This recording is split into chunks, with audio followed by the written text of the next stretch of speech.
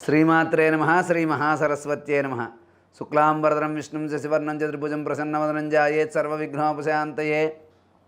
వ్యాసాయ విష్ణురూపాయ వ్యాసరూపాయ విష్ణవే నమో వై బ్రహ్మణదే వాసిష్ఠాయ నమో నమః. కూజంతం రామ రామేతి మధురం మధురాక్షరం ఆరుగ్య కవితాశాఖం వందే వాల్మీకి కోకిలం. శ్రీమాత్రే నమః శ్రీ మహాసరస్వత్యే నమః. హిందూ భక్తి ఛానల్ ప్రేక్షకులకు స్వాగతం. శ్రీపాద భక్తి ఛానల్ ప్రేక్షకులకి స్వాగతం. మనం ఈ రోజున వారాల విశిష్టత గురించి తెలుసుకుంటూ ఉన్నాం. మనకి వారాలన్నింటిలో కూడా 6వ వారం శుక్రవారం.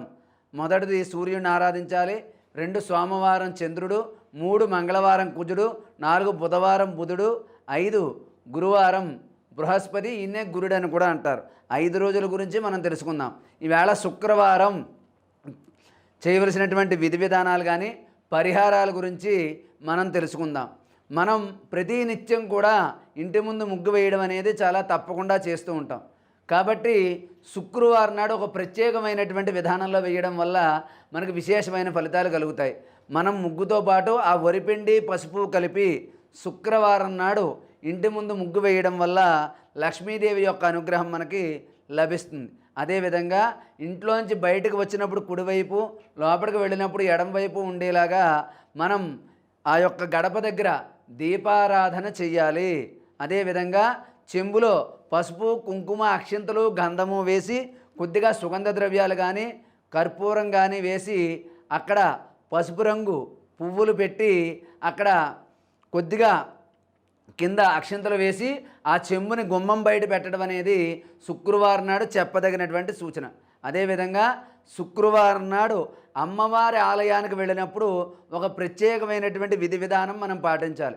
ఏమిటంటే, మనం తలస్నానం చేసి అమ్మవారి ఆలయానికి వెళ్ళినప్పుడు ప్రతి శుక్రవారం కూడా అమ్మవారి ఆలయంలో 10:30 నుంచి 12 గంటల మధ్యలో రాహుకాలం అనేది ఉంటుంది.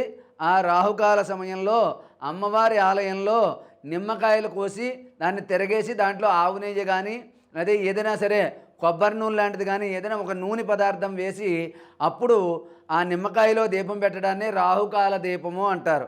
కాబట్టి శుక్రవారం నాడు అమ్మవారి ఆలయంలో 10:30 నుంచి 12 గంటల మధ్యలో రాహుకాల సమయంలో రాహుకాల దీపారాధన చేయడం వల్ల సర్పదోషాలు కానీ నాగ సంబంధమైనటువంటి దోషాలన్నీ కూడా తొలగిపోతాయి. అదేవిధంగా శుక్రవారం నాడు అన్యోన్య దాంపత్యం కోసం, అదేవిధంగా భార్యాభర్తల మధ్య మనస్పర్ధలు వస్తున్న వాళ్ళు, అదేవిధంగా దూరంగా ఉండి గొడవలుగా ఉన్నవాళ్ళు, కోర్టు సమస్యలు ఉన్నవాళ్ళు ఎవరైనా ఉంటే వాళ్ళు అమ్మవారిని శుక్రవారం నాడు 5 శుక్రవారాలు కుంకుమ పూజ చేసుకుని అక్కడే ఉన్నటువంటి ఆలయంలో 5 ముత్తైదువులకి 2 బత్తాయి పళ్ళు, జాకెట్ బట్ట, పువ్వులు సమర్పించడం అనేది చెప్పదగినటువంటి సూచన. శుక్రవారం నాడు ఇటువంటి పరిహారాలు పాటించడం వల్ల, ఇంట్లో సాంబ్రాణి ధూపం వేసుకోవడం వల్ల చాలా నరఘోష, దిష్టిదోష, అలాగే రుణబాధ, శత్రుబాధలన్నీ కూడా తొలగిపోతాయి. ఏ రోజు సాంబ్రాణి వేసినా వేయకపోయినా మంగళవారం శుక్రవారం ఉదయం సాయంత్రం మీరు తప్పకుండా ఇంట్లో సాంబ్రాణి ధూపం వేయడం వల్ల దిష్టి దోషాలు అనేవి తొలగిపోతాయి. కాబట్టి శుక్రవారం నాడు ఇటువంటి పరిహారాలు పాటించండి, సుఖ సంతోషాలతో జీవించండి. సర్వే జనా సుఖినో భవంతు. స్వస్తి.